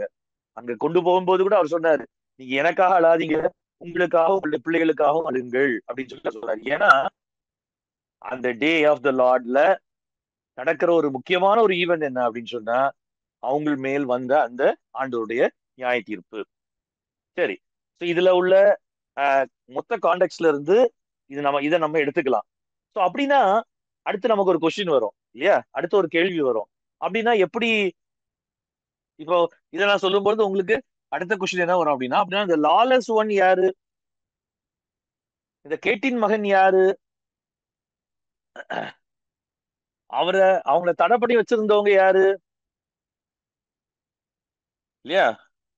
அவனை தடை பண்ணி வச்சிருந்த அந்த ஒன் அல்லது அந்த இட் யாரு, ஒன் ஹூ என்னது அவனை ஹிண்டர் பண்ணி வச்சிருந்த, தடை பண்ணி வச்சிருந்த யாரு, அல்லது அந்த அதுல இட்டும் இருக்கு ஒன்னும் இருக்கு. நான் ஏற்கனவே சொன்ன மாதிரி இட்டும் இருக்கு ஹீயும் இருக்கு. அதனால அந்த ஒன் அல்லது அந்த ஹீ யாரு, அந்த இட் யாரு. இப்போ இதுக்கு முதல்ல நம்ம என்ன தெரிஞ்சுக்கணும் அப்படின்னு சொன்னா, இதுக்கு ஆன்சர் நமக்கு கிடைக்கிறதுக்கு வாய்ப்பே கிடையாது. ஏன் கிடையாதுன்னு நான் சொல்றேன் அப்படின்னா, நமக்கு கிடைக்கணும்னு அவசியம் இல்லை. ஏன்னா இது பியூர்லி யாருடைய கான்டெக்ட் அப்படின்னு சொன்னா, ஃபர்ஸ்ட் செஞ்சுரியில பால் நிருபத்தில் எழுதுற தெஸ்லோனிக்கருடைய கான்டெக்ட். ஸோ அப்ப இது யாரா இருக்கலாம் அப்படின்றதுக்கு ஆன்சர்ஸ் நிறைய இருக்குது. இந்த லாலஸ் ஒன் யாரு, அவங்கள தடை செஞ்சு வச்சிருந்தது யாரு. ஏன்னா அந்த தேவன் ஆஹ் அல்லது ஆண்டவராய் இயேசு கிறிஸ்து உயிர்த்தெழுந்து சபையை எஸ்டாப்ளிஷ் பண்ணி கிட்டத்தட்ட சுவிசேஷம் புறையினத்தாருக்கும் போய் சேர்ந்துருச்சு. ஏடி கிட்டத்தட்ட 66 பாதியில இருந்து ஆரம்பிக்குது, 70 வரைக்கும் நடக்கிற அந்த காரியங்கள், நடந்த அந்த காரியங்கள் என்ன அப்படின்னு சொன்னா, நம்ம சரித்திரத்துல அதை பேசுறது இல்லை. சரித்திரத்துல இந்த சென்ஸ் கிறிஸ்டியானிட்டில அதை ரொம்ப பேசுறதே கிடையாது. But they are very important events. யாரை பொறுத்த வரைக்கும் அப்படின்னா, ஃபர்ஸ்ட் செஞ்சுரியை பொறுத்த வரைக்கும். ஏன்னா இயேசுதான் மெஸ்ஸியா அப்படின்றத அவங்க ரியலைஸ் பண்றதுக்காக ஆண்டவர் கொடுத்த மற்றொரு தருணம் தான் இது. மத்தேயு 24, லூக்கா 22, மார்க் 13, இங்க எல்லாமே சொல்லி இருக்கிற இந்த ஈவெண்ட்ஸ் எல்லாமே இதுதான். அந்த ஜெனரேஷன் மேல, அந்த சந்ததியின் மேல இயேசுவை விசுவாசிக்காமற் போனதுனாலே தேவன் தம்மை வெளிப்படுத்தின, தம்முடைய நியாயத்தையும் தன்னுடைய நீதியும் வெளிப்படுத்தின ஒரு தருணம். சோ இதுல இந்த லாலஸ் ஒன் யாரு, அது தடைப்படி வச்சிருந்தது யாரு அப்படின்ற கொஸ்டினுக்கு என்ன ஆன்சர்ஸ் இருக்குன்றத நம்ம இப்ப சொன்னா நேரம் பத்தாது. அதுக்கு நிறைய ஆன்சர்ஸ் இருக்குது. பட் நிறைய விஷயங்கள் அந்த அந்த பீரியட்ல அப்கோர்ஸ் பவுல் இதை எழுதி பவுலுக்கு தெசலோனிக்கேயர் புஸ்தகத்தை லெட்டரை எழுதி கிட்டத்தட்ட ஒரு 10-15 ஆண்டுகளுக்குள்ள இதெல்லாம் நடக்குது. சோ பவுல் ஏற்கனவே தனக்கு கிடைத்த அந்த பழைய ஏற்பாட்டு வெளிச்சத்தின் அடிப்படையில, பழைய ஏற்பாட்டு தீர்க்கதரிசனங்களின் வெளிச்சத்தின் அடிப்படையிலே அவங்க தெசலோனிக்கே சபையில் உள்ள விசுவாசிகளுக்கு ஏற்கனவே இதை என்ன பண்ணிட்டாரு, ஓரளவு சொல்லிட்டாரு. சோ அதனாலதான் பவுல் என்ன சொல்றாரு அப்படின்னு சொன்னா, இந்த day of the Lord fulfil ஆகுறது. இப்ப நம்ம விஷயத்துக்கு வருவோம். அப்ப இந்த day of the Lord fulfil ஆகுறதுக்கு எட் டு பி ஃபுல்ஃபில்டு நம்ம பார்த்தோம் இல்லையா, அந்த எட் டு பி ஃபுல்ஃபில்டுல ஒரு விஷயம் என்ன இருந்துச்சு, எருசலேம் மேல் வந்த அந்த நியாய தீர்ப்பு ஏடி 70 வந்த நியாய தீர்ப்பாக இருந்தது. சோ இந்த ஏடி 70 வந்த இந்த நியாய தீர்ப்பை நடக்கிறதுக்கு முன்னாடி பவுல் இதை எழுதுறாரு. நல்லா கவனிச்சுக்கோங்க, அதுக்கு முன்னாடி இதை எழுதுறாரு. அப்போ ஆஹ் இதுக்கும் நான் இப்ப நம்ம இப்ப படிச்சுட்டு இருக்கிற இந்த நவ் அண்ட் நாட் இட்டுக்கும் என்ன சம்பந்தம் இருக்கு அப்படின்னு நீங்க கேட்டீங்க அப்படின்னா, நவ் நாட் இட் இந்த ரெண்டுக்கும் நம்ம நான் இப்ப சொல்லிட்டு இருக்கிற இந்த காரியத்திற்கும் என்ன தொடர்பு இருக்குன்னு கேட்டீங்கன்னா, பவுல் என்ன சொல்ல வர்றார் அப்படின்னு சொன்னா, நீங்க நினைக்கிற மாதிரி the day of the Lord fulfil ஆயிடுச்சு அப்படின்னா, ஏன் ஃபுல்ஃபில் ஆகலன்றதுக்கு பவுல் என்ன சொல்றாரு நல்லா கவனிச்சுக்கோங்க. அந்த பகுதி நீங்க திரும்ப திரும்ப வாசிச்சு பாத்தீங்கன்னா மட்டும்தான் இது சரியா புரியும். ஒருவேளை நீங்க இதுல இன்ட்ரெஸ்டடா இருந்தீங்கன்னா இந்த பகுதிகளையும் நான் சொன்ன அந்த பழைய ஏற்பாட்டு பேசேஜஸையும் இன்றைய நாளை குறித்து பழைய ஏற்பாட்டு பேசேஜஸ்ல சொல்லி இருக்கிறது, முக்கியமா யோவேல், ஏசாயா, ஆஹ் ஆபகுக், ஈவன் சகரியா, சாரி மல்கியா, இப்படி பழைய ஏற்பாடு தீர்க்கதரிசனங்களை சின்ன சின்ன புக்ஸை நீங்க வாசிச்சாலே உங்களுக்கு புரியும். அதை கர்த்தருடைய நாளுன்னு அவங்க மீன் பண்றத இவங்க எப்படி பாக்குறாங்க அப்படின்னு சொன்னா, நம்ம நினைக்கிற மாதிரி அந்த டே ஆஃப் த லார்ட் நடந்து முடிஞ்சதுக்கு அப்புறம் நல்லா கவனிச்சுக்கோங்க, டே ஆஃப் த லார்ட் நடந்து முடிஞ்சதுக்கு அப்புறம் உலகம் அப்படியே ஒண்ணும் இல்லாம போய் எல்லாம் அப்படின்னா பவுல் இதை சொல்ல வேண்டிய அவசியமே இல்லை. நல்லா கவனிச்சுக்கோங்க, பவுல் இவங்களுக்கு இந்த குழப்பத்துக்கு ஏன் பதில் சொல்றாரு, ஏன்னா அவங்களுக்கு குழப்பம் என்ன அப்படின்னா, டே ஆஃப் த லார்ட் வந்துடுச்சோ, ஃபுல்ஃபில் ஆகி முடிஞ்சிருச்சோ அப்படின்னு அவங்க நினைக்கிறாங்க. பவுல் சொல்றாரு ஃபுல்ஃபில் ஆகி, ஏன் ஏன் ஃபுல்ஃபில் ஆகி முடிஞ்சிருச்சான்ற கொஸ்டினே வருது. ஒருவேளை நம்ம நீங்க நினைக்கிற மாதிரி டே ஆஃப் த லார்டுக்கு அப்புறம் இல்ல நம்முடைய இன்னைக்குள்ள, அதையும் நான் சொல்லிடுறேன், இன்னைக்குள்ள நம்முடைய ஆஹ் இப்ப இன்னைக்குள்ள நம்முடைய அண்டர்ஸ்டாண்டிங், நம்முடைய புரிந்து கொள்ளுதல் என்ன அப்படின்னா, ராப்சர் வரும், அப்புறம் ட்ரிபுலேஷன், அதுக்கப்புறம் மில்லேனியம், அதுக்கப்புறம் இட்டர்னிட்டி. ஒருவேளை இதெல்லாம் முடிஞ்சிடுச்சுன்னு சொல்றது, முடிஞ்சிருச்சு அப்படின்னு, அல்லது ராப்சர் முடிஞ்சிருச்சு, அல்லது என்னது இட்டர்னிட்டி ஆரம்பிச்சிருச்சு அப்படின்றத மீன் பண்றதா இருந்தால், அப்பதான் இன்னைக்கு இந்த உலகமே இருக்காது இல்லையா. இன்னைக்கு நம்ம அந்த கான்செப்ட்ல பார்த்தோம்னா இந்த எர்த்து தான் கம்ப்ளீட்டா என்ன இருக்குமே, டிஸ்ட்ராய் இருக்குமே. சோ அவங்களுக்கு அந்த தாட்டே கிடையாது. அவங்கள பொறுத்த வரைக்கும் நவ் அண்ட் நாட் இட் நான் சொல்றது நல்லா, எனக்கு அதை எப்படி இன்னும் தெளிவா புரிய வைக்கிறது எனக்கு தெரியல. பட் என்னால முடிஞ்ச டேர்ம்ஸ் நான் சொல்லி நான் உங்களுக்கு எக்ஸ்பிளைன் பண்ண ட்ரை பண்றேன். அவங்க எப்படி வச்சிருந்தாங்க அப்படின்னு சொன்னா, அந்த டே ஆஃப் த லார்டுக்கு அப்புறமும் உலகம் என்ன செய்யும், கண்டினியூ ஆகும். அந்த டே ஆஃப் த லார்டுக்கு அப்புறமும் பட் என்ன இருக்கும், அந்த ஏஜ் டிஃபர் ஆயிரும். பழைய காலம் மாதிரி இருக்காது. That will be totally different age. ஆனா என்ன நினைக்கல அவங்க, கம்ப்ளீட்டா டிஸ்ட்ராய் ஆயிடுற ஒரு டே ஆஃப் த லார்டா அவங்க நினைக்கல. அப்படி நினைச்சிருந்தா நம்ம பழைய ஏற்பாட்டு தீர்க்கதரிசனங்கள் எல்லாம் அப்படி லிட்டரலா எடுத்து வானத்துல இருந்து நட்சத்திரம் எல்லாம் கீழே விழுந்து எல்லா சூரியன் சந்திரன் எல்லாம் இருண்டு எல்லா வானம் சுருட்டப்பட்ட புஸ்தகத்தை போல விலகி போய் பூமி வெந்து உருகி எல்லாம் போயிடுச்சு அப்படின்னு சொன்னா, டே ஆஃப் த லார்டுக்கு அப்புறம் வந்துடுச்சு. நம்ம இங்கிலீஷ் பைபிள்ல வாசிக்கிறோம் இல்லையா, day of the Lord has already come அப்படின்னு சொல்லி நீங்க சொன்னா, அல்லது டே ஆஃப் த லார்டு வந்துடுச்சுன்னு யாராவது சொன்னா, நீங்க பயப்படாதீங்க, நீங்க கவலைப்படாதீங்கன்னா பவுல் சொல்றதுக்கு அங்க என்ன இல்ல, அவசியமே இல்ல. ஸோ அவங்கள்ட்ட எக்ஸ்பெக்டேஷன் என்ன அப்படின்னு சொன்னா, இந்த டே ஆஃப் த லார்டுக்கு அப்புறமும் என்னது இந்த பூமியில, அதுதான் அவங்க day of the Lord expect பண்ணது என்ன அப்படின்னு சொன்னா, இந்த பூமி என்னது ஃபுல்ஃபில்டா, கடவுளுடைய பிளான திட்டத்தை ஃபுல்ஃபில்டா முழுமையா நிறைவேற்றின ஒரு இடமா மாறுகிறது தான் அவங்க டே ஆஃப் த லார்டோட என்னவா, இந்த நாட் இட்டா பார்த்தாங்க, நாட் இட் டு பி ஃபுல்ஃபில்டா பார்த்தாங்க. So, பவுலுக்கு இதுல என்ன சொல்ல வர்றாரு அப்படின்னு சொன்னா, இந்த காரியம் எருசலேமின் மேல் வர இருக்கிற அந்த நியாய தீர்ப்பு வந்ததுக்கு அப்புறம் தான் என்ன நடக்கும் அப்படின்னா, அந்த நாட் இட் கம்ப்ளீட்டா ஃபுல்ஃபில் ஆகும். தோ அது எப்படி இருக்கும் என்ன இருக்கும்ன்றதெல்லாம் தெரியாவிட்டாலும் அது நாட் இட் கம்ப்ளீட்டா ஃபுல்ஃபில் ஆகும். சரி, இன்னைக்கு கிட்டத்தட்ட நேரம் முடிஞ்சிருச்சு, அதனால நான் இதை முடிக்கிறேன். எந்த அளவுக்கு உங்களுக்கு என்னால புரிய வைக்க முடிஞ்சிச்சு அப்படின்னு சொல்லி தெரியல. ஆனாலும் நான் உங்களுக்கு சொல்ல விரும்புறது என்ன அப்படின்னு சொன்னா, ஒருவேளை இதுல ரொம்ப டைமை வேஸ்ட் பண்றதுனால தான் முதலாவது அதை சொன்னேன். ரொம்ப டைமை நம்ம வேஸ்ட் பண்றது தேவையில்லாத ஒன்று. ஆனா அதே நேரத்துல இன்னைக்கு இருக்கிற காரியங்கள், இன்னைக்கு சொல்லப்படுகிற காரியங்கள் கிறிஸ்தவத்துல அவ்வளவு என்னது ஆஹ் நம்மள பயமுறுத்துகிற, நம்மள சார்ஜ் நம்மள பயமுறுத்துகிற, நம்மளுடைய என்ன சொல்றது, நம்முடைய ஒரு பாசிட்டிவ் அப்ரோச்சையே, இல்லையா, ஒரு பாசிட்டிவான ஒரு அப்ரோச்சையே நம்மை விட்டு எடுத்து போடுகிற ஒரு காலமாக இருக்கிறதுனாலதான் நம்ம இதை குறித்து இவ்வளவு பேச வேண்டியதா இருக்கிறது. இல்லாவிட்டால் இதை குறித்து நம்ம இவ்வளவு பேச வேண்டிய அவசியமே இல்லை. நம்ம நீங்க அந்த பகுதிகளை திரும்ப திரும்ப வாசிச்சு பாருங்க, நமக்கு புரியும் தேவன் இந்த பூமியின் மேலும் இந்த பூமியை புதிதாக்குறதை குறித்தும் அவர் எவ்வளவு அக்கறையுடையவரா இருக்கிறார் என்பதையும், இந்த கர்த்தருடைய நாள் அப்படின்றது எதை ஆக்சுவலா மீன் பண்ணுது அப்படின்றதையும் நம்ம நீங்க அந்த பகுதியில திரும்ப திரும்ப வாசிக்கும் பொழுது உங்களுக்கு புரியும். அதனால முடிவா நான் சொல்ல விரும்புற விஷயம் என்ன அப்படின்னு சொன்னா, நான் அடுத்தமான நான் இதோட நிப்பாட்டிட்டு அந்த ரோமரை நம்ம அடுத்த ஒன்னோ ரெண்டோ வாரத்துக்குள்ளாக நம்ம முடிக்கிறதுக்கு முயற்சி பண்ணுவோம். நம்முடைய எஸ்கட்டாலஜிக்கல் வியூ எப்படியாக இருக்கணும் அப்படின்றத நான் சொல்லிடுறேன். பவுல் அல்லது ஏர்லி கிறிஸ்டியன்ஸ் எப்படிப்பட்ட எண்ண உடையவர்களா இருந்தார்கள் என்பதையும் நான் உங்களுக்கு அதுதான் நம்ம இப்ப பார்த்துட்டு இருக்கிறோம். ஸோ மேபி எருசலேம் ஆலயம் இடிக்கப்பட்டுச்சு, அவங்க இந்த கடைசி ஃபுல்ஃபில்மெண்ட் நடக்கும்ன்ற நம்பிக்கை அவங்களுக்கு இருந்துச்சு. ஆனா அது எப்ப நடக்கும் அப்படின்றத பத்தி அவங்க ஒரி பண்ணல. அதனாலதான் எருசலேமுடைய ஆலயத்தின் அழிவுக்கு பிறகும் கிட்டத்தட்ட பைபிள் ஸ்காலர் சொல்றாங்க 150 வருஷங்கள், கிட்டத்தட்ட 170க்கு அப்புறம் AD 150 AD 200 வரைக்கும் கூட பெருசா அவங்க எதை பத்தி யோசிக்கவே இல்லை அப்படின்னு சொன்னா, பிராப்சர் வந்துருச்சா அப்படின்னோ அல்லது இயேசு கிறிஸ்து வருக செகண்ட் கம்மிங் வந்துருச்சா அப்படின்றத குறிச்சும் அவங்க என்ன பண்ணல, திங்க் பண்ணதா எங்கேயுமே சொல்லப்படல. But they were very active.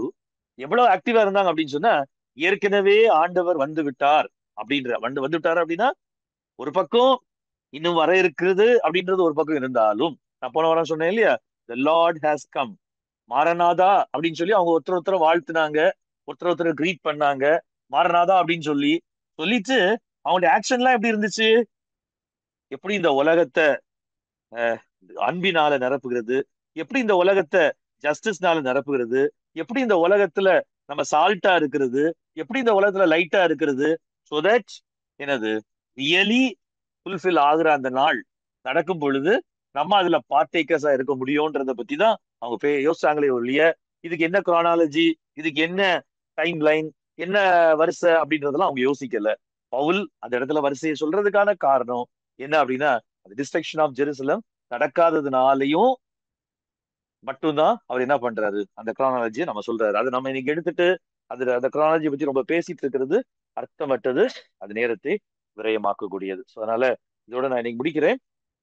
மீதி உள்ள காரியங்களை நம்ம அடுத்த வாரத்துல பார்க்கலாம். தொடர்ந்து நம்ம இவளை கற்றுக்கொள்றதுக்கு நம்ம ரொம்ப கவனமுடையவர்களா இருப்போம். அப்படி இருந்து இது மற்றவங்களுக்கு கற்றுக் கொடுக்கறதுக்கும் நம்ம கவனமுடையவர்களா இருப்போம். ஸோ தட் நம்ம ஆஹ் என்னது இந்த உலகத்துல ஆண்டவருடைய திட்டம் நிறைவேறதுல நம்ம கருவிகளா இருக்கணும். மற்றவர்களை நம்ம அப்படிப்பட்ட கருவிகளாக மாற்ற வேண்டும். நல்ல ஆண்டவரே, நன்றி செலுத்துகிறோம் இந்த கிருபைகளுக்காக ஸ்தோத்திரம். தொடர்ந்து நீர் எங்களோடு கூட இடைப்பட்டு வருகிறீர். தொடர்ந்து நாங்கள் இவைகளை புரிந்து கொள்ள எங்களுக்கு தேவையான ஞானத்தையும் கிருபையும் தாரும். நாங்களும் திரும்ப திரும்ப இவைகளை படித்து, ஆண்டவரே நீர் என்ன சொல்லி இருக்கிறீர் உடைய வேத வாக்கியங்களிலே, உங்களுடைய அப்போஸ்தலர்கள் மூலமாய், ஆண்டவர் தீர்க்கதரிசிகள் மூலமாய், என்ன சொல்லியிருக்கிறீர் என்பதை நாங்கள் சரியாய் புரிந்து கொண்டு, நாங்கள் எந்த காலத்திலே வாழுகிறோம் என்பதையும் சரியாய் புரிந்து கொண்டு, இந்த காலத்திலே நாங்கள் என்ன செய்ய வேண்டும் என்பதையும் ஆண்டவரே புரிந்து கொண்டு செயற்படுகிறவர்களாய், செயல்படுகிற கிறிஸ்தவர்களாய் இவர்களை மாற்ற வேண்டும் என்று நாங்கள் ஜெபிக்கிறோம். ஏதோ கேட்டுவிட்டு ஏதோ எங்களுடைய டைம் என்டர்டைன்மெண்ட்டுக்காக நாங்கள் பைபிள் ஸ்டடி பண்ணுகிறவர்களா இல்லாமல், ஆண்டவரே எங்களுடைய வேலை ஸ்தலத்திலே, எங்களுடைய ஆண்டவரே நாங்க ஒர்க் பண்ற இடத்துல, நாங்க செய்யற ஊழியத்துல, நாங்க செய்யற எல்லா டே டு டே ஆக்டிவிட்டீஸ்லயும் இயேசு வந்து விட்டார் என்பது போலவும் இன்னும் வரப்போகிறார் என்பதையும் நாங்கள் வெளிப்படுத்த, அந்த ரெண்டுக்கும் நடுவுல வாழுகிறவர்களாய் நாங்கள் எங்களை காண்பித்துக் கொள்ள கர்த்தர் எங்களுக்கு கிருபை தாரும். அப்படிப்பட்ட ஒரு பாசிட்டிவான ஆண்டவரே ஒரு இம்பாக்ட நாங்கள் இந்த உலகத்துல கொண்டு வருகிறவர்களா இருக்க உதவி செய்யும். என்றால் எங்களிடத்துல மட்டும்தான் அப்படிப்பட்ட ஒரு பாசிட்டிவிட்டி உண்டு ஆண்டவரே. அதை நாங்கள் புரிந்து கொள்ள, மற்றவர்களுக்கு புரிய வைக்க எங்களுக்கு கிருபை தாரும்.